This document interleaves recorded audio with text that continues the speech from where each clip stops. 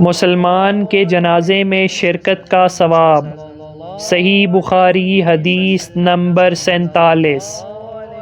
حضرت صلی اللہ علیہ وآلہ وسلم نے فرمایا، جو کوئی ایمان رکھ کر اور ثواب کی نیت سے کسی مسلمان کے جنازے کے ساتھ جائے اور نماز اور دفن سے فراغت ہونے تک اس کے ساتھ رہے تو وہ 2 قیرات ثواب لے کر لوٹے گا، اور ہر قیرات اتنا بڑا ہوگا جیسے احد کا پہاڑ۔ اور جو شخص جنازے پر نماز پڑھ کر دفن سے پہلے لوٹ جائے تو وہ 1 قیرات ثواب لے کر لوٹے گا۔